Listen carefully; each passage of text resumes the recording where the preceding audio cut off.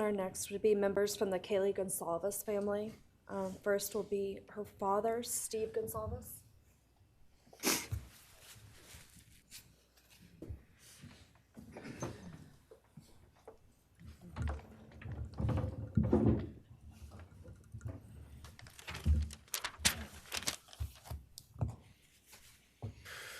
Today, we are here to finish what you started. Today, you've lost control. Today, we are here to prove to the world that you picked the wrong families. The wrong state, the wrong police officers, the wrong community. You tried to break our community apart. You tried to plant fear. You tried to divide us. You failed. Instead, your actions have united everyone in their disgust for you. Investigators, to their shock, they worked in an investigation and actually worked with Pennsylvania police officers and the federal FBI. You united everyone. Everyone was united after you. None of us are divided. We are united in our disgust and our love for these children. Today you have no name. Because when this all started, we all came together and we said, let's stop even talking about his name and just use initials. So even the media just calls you BK. That's all you are. Looking back, police officers knocked on my door, told me what happened to my child, told me what happened to Maddie Mae. I don't think he was even out of the driveway before my kids turned around, looked at me and said, what do we do, Dad? I told them, you get to work. You get your ass to work. And we started calling, we started texting, we started emailing. And you know what? Within hours, we had your white car on camera. We knew from the very beginning we had you. Police officers tell us within minutes, they had your DNA, like a calling card. You were that careless, that foolish, that stupid. Master degree, you're a joke, complete joke. But we took this disaster and we did what we could. We put everything online. We took our kids, we took our images, we took everything that they did, their videos, their photos, the girls' pranks, Ethan singing. We put it out there, we shared it with the world. And the world united.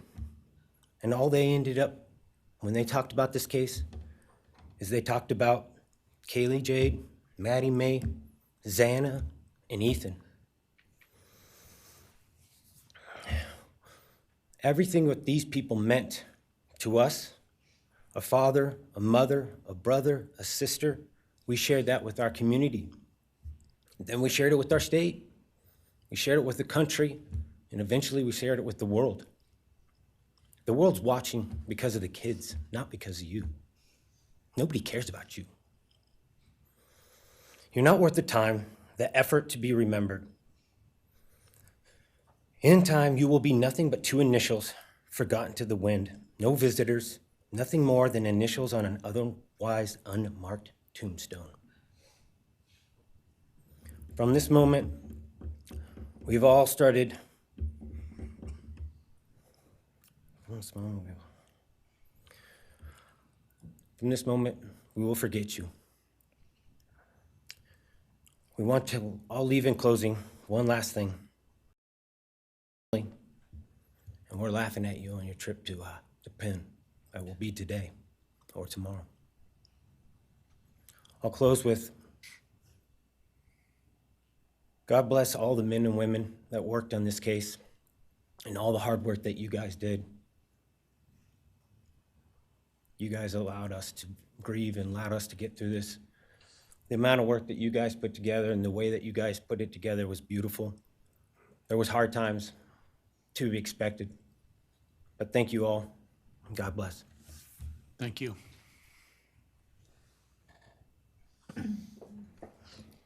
Your Honor, next is Stephen Gonzalez, Kaylee's brother.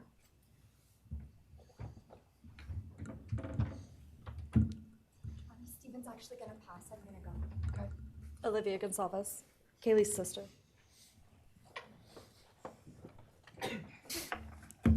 Hello, I'd like to start by thanking the court for allowing me the time and opportunity to speak today. My name is Olivia, and I'm the big sister of Kaylee Goncalves. Blessed to love Madison Mogan as a sister too. I'm not here today to speak in grief. I'm here to speak in truth. Because the truth is, my sister Kaylee and her best friend Maddie were not yours to take. They were not yours to study, to stalk, or to silence. They were two pieces of a whole, the perfect yin and yang. They are everything that you could never be. Loved, accepted, vibrant, accomplished, brave, and powerful. Because the truth about Kaylee and Maddie is they would have been kind to you. If you had approached them in their everyday lives, they would have given you directions, thanked you for the compliment, or awkwardly giggled to make your own words less uncomfortable for you. In a world that rejected you, they would have shown mercy. Because the truth is, I'm angry. Every day I'm angry. I'm left shouting at the inside of my own head everything I wish I could say to you. The truth about me is when I heard the news, I didn't cry. I listened for them. I promised them I would, that I would fight for them, that I would show up no matter what it cost me. I swore I'd never let them feel alone. Because you see, I've always been their heavyweight. I've always been the one to fight the battles they didn't feel ready to fight themselves. All it ever took was a call, and they knew I would handle it for them, no matter the time, no matter the cost. They could wave their white flag because they knew I would never back down, not for them, and not even death could change that. Somewhere along the line, I started to think about what I would say to them if I was given just one last chance. If I could gather enough heartbreak or love or sacrifice or whatever it took to get just one message across, what would I say? Throughout this entire process, I've written my feelings down at every moment, my wishes, my love, my denial, my anger. And as one final act of love, I'd planned to read these thoughts, even jarring and discombobulating and not even making sense. Because for me, that was true love. As bare and as naked as it could be, not laced in pretty words or dressed for the occasion, but written through bleary eyes at 2 a.m. with clenched fists, angry at this reality. My true final act of love was to continue on without them, for them. That dream to read aloud my love to them, to bring meaning through pain, was the latest blow in realizing you don't deserve it. And Kaylee and Maddie don't need it. Kaylee and Maddie have always known my love, and they would never ask me to prove it by further victimizing myself to a defendant who has shown no guilt, no remorse, no apprehension. They would say to me, "Why would you give the satisfaction of showing vulnerability now? You promised you would never back down." And for that clarity, I'm thankful. I won't stand here and give you what you want. I won't offer you tears. I won't offer you trembling. Disappointments like you thrive on pain, on fear, and on the illusion of power. And I won't feed your beast. Instead, I will call you what you are: sociopath, psychopath, murderer. I will ask the questions that reverberate violently in my own head, so loudly that I can't think straight most any day. Some of these might be familiar, so sit up straight when I talk to you. How was your life right before you murdered my sisters? Did you prepare for the crime before leaving your apartment? Please detail what you were thinking and feeling at this time. Why did you choose my sisters? Before making your move, did you approach my sisters? Detail what you were thinking and feeling. Before leaving their home, is there anything else you did? How does it feel to know the only thing you failed more miserably at than being a murderer is trying to be a rapper? Did you recently start shaving or manually pulling out your eyebrows? Why November 13th? Did you truly think your Amazon purchase was untraceable because you used a gift card? How do you find it enjoyable to stargaze with such a severe case of visual snow? Where is the murder weapon? The clothes you wore that night? What did you bring into the house with you? What was the second weapon you used on Kaylee? What were Kaylee's last words? Please describe in detail the level of anxiety you must have felt when you heard the Bearcat pull up to your family home on December 30th, 2022. Which do you regret more? Returning to the crime scene 5 hours later, or never, ever going back to Moscow, not even once, after stalking them there for months? If you were really smart, do you think you'd be here right now? What's it like needing this much attention just to feel real? You're terrified of being ordinary, aren't you? Do you feel anything at all? Or are you exactly what you always feared?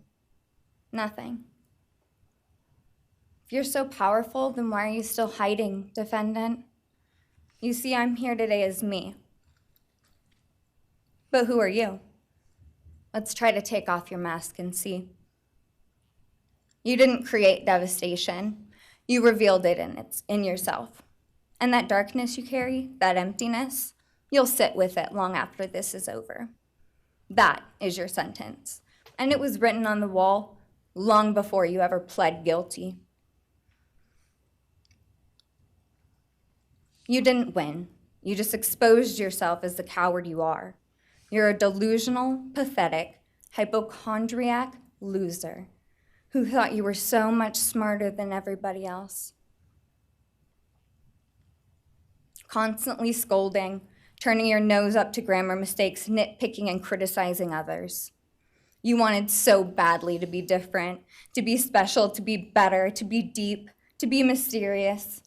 You found yourself thinking you were better than everyone else, and you thought you could figure out the human psyche and see through it, all while tweaked out on heroin. Lurking in the shadows made you feel powerful because no one ever paid you any attention in the light. You thought you were exceptional, all because of a grade on a paper. You thought you were elite because your online IQ test from 2010 told you so. All of that effort just to seem important. It's desperate. There is a name for your condition, though. Your inflated ego just didn't allow you to see it. Wannabe. You act like no one could ever understand your mind, but the truth is you're basic. You're a textbook case of insecurity disguised as control. Your patterns are predictable. Your motives are shallow.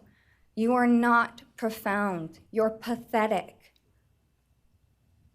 You aren't special or deep, not mysterious or exceptional. Don't ever get it twisted again. No one is scared of you today.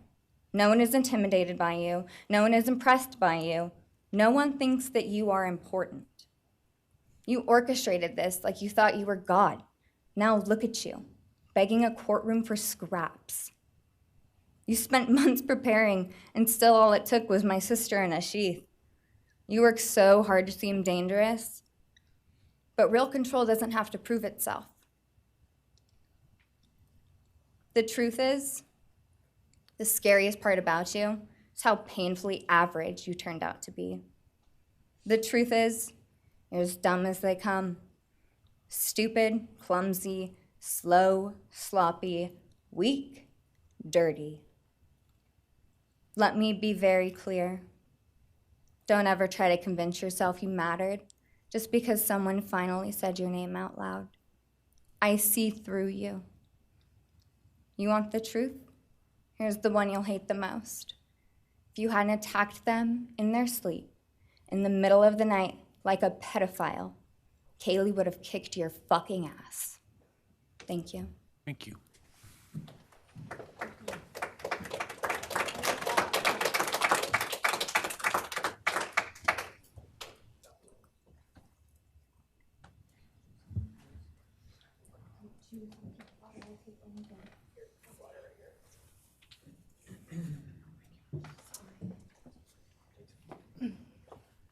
Next is Christy Gonzalez, Kaylee Gonzalez's mother.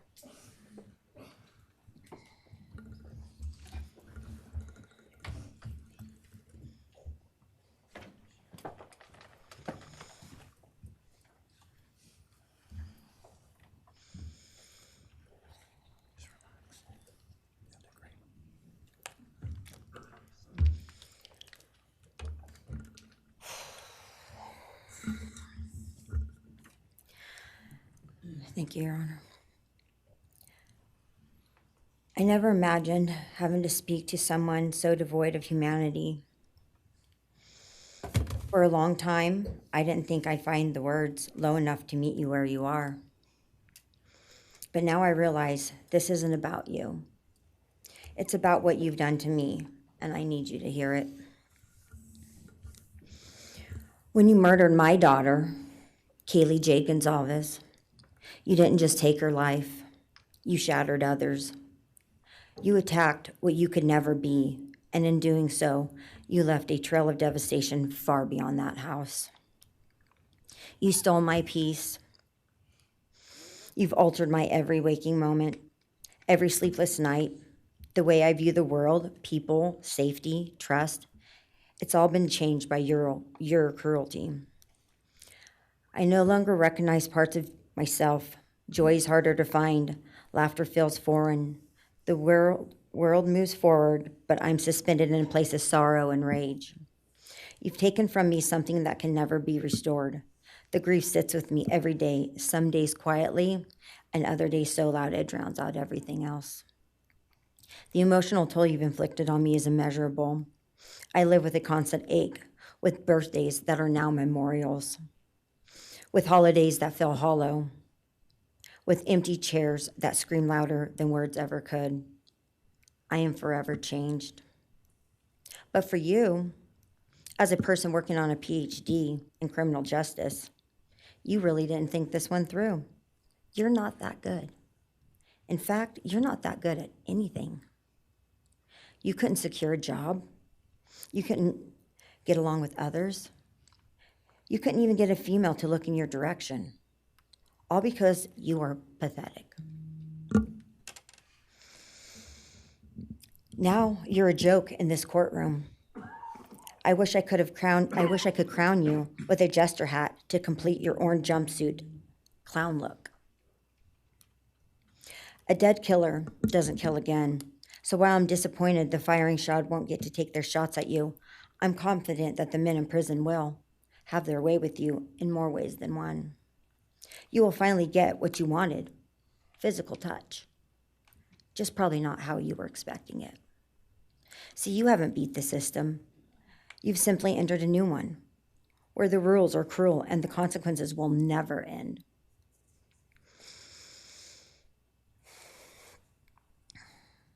You are entering a place where no one will care who you are and no one will ever respect you.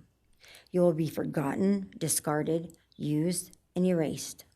You will always be remembered as a loser, an absolute failure. And when those prison doors slam shut behind you, I hope that sound echoes in your heart for the rest of your meaningless days. I hope it reminds you of what we all already know. You're nothing. May you continue to live your life in misery. You are officially the property of the state of Idaho, where your fellow inmates are anxiously awaiting your arrival. But it's okay, because they're there to help you. Hell will be waiting. Quick message from our youngest daughter. Aubrey wanted to say, you may have received A's in high school and college, but you're gonna be getting big D's in prison. Thank you.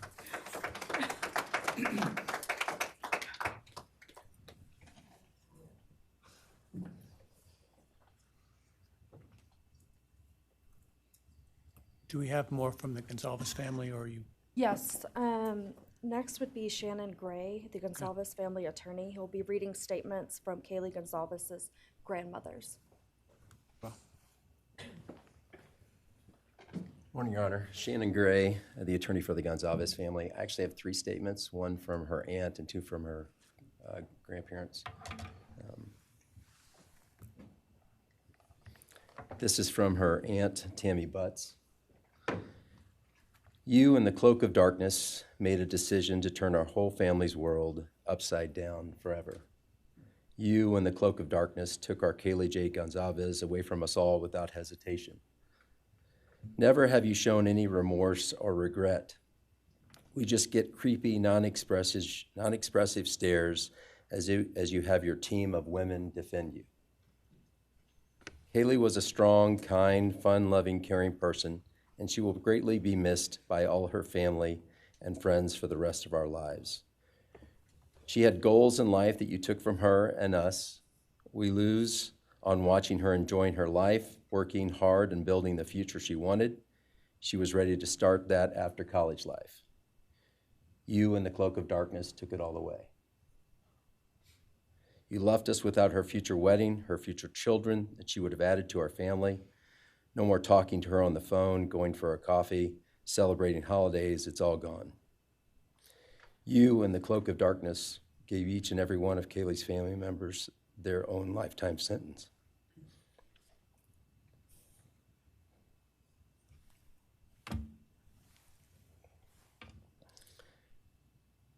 You, in the cloak of darkness, also took our Maddie Mae from all of us. She was so genuine, caring, polite. She was part of our family. You came in, harmed our children that were younger women than you in their own beds. You're nothing, you're a coward. It's not right that you have received life. I pray that you meet your end in the cloak of darkness, burn in hell. I have 2 other statements, Your Honor.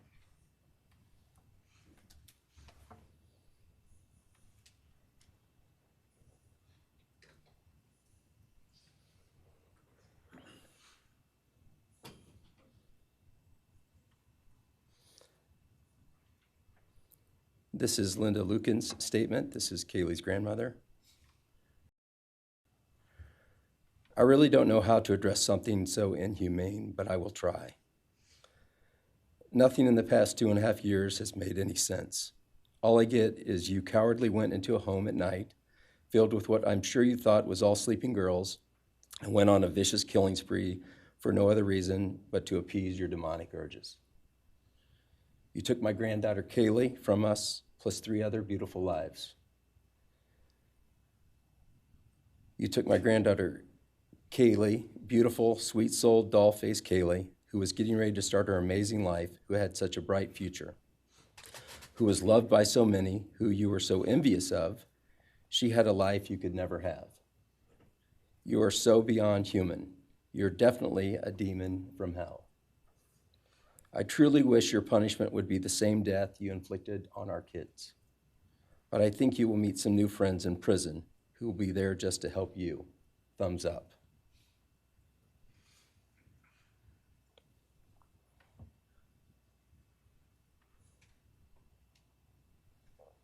And I have one last statement, Your Honor. This is from Cheryl Gonzalez, Kaylee's other grandmother. John 1:5 says, light shines in the darkness, and the darkness overcomes it not. Somewhere in your life, some jealousy, envy, ego, something went dark. It pushed out all light until you became dark and evil. And when you saw my granddaughter and her friends, their light, because they have such a light, you couldn't stand it. because the darkness in you could not stand the light in them, and so you decided to destroy it. Cowardly, you walked into their rooms in the dark and took their lives, hoping to get rid of your darkness, but you didn't. You failed. Because you know what was once a light shown only to their friends, families, and loved ones is now all over the world. Everyone sees it. Their smile, their beauty, their plans, everything they were and had.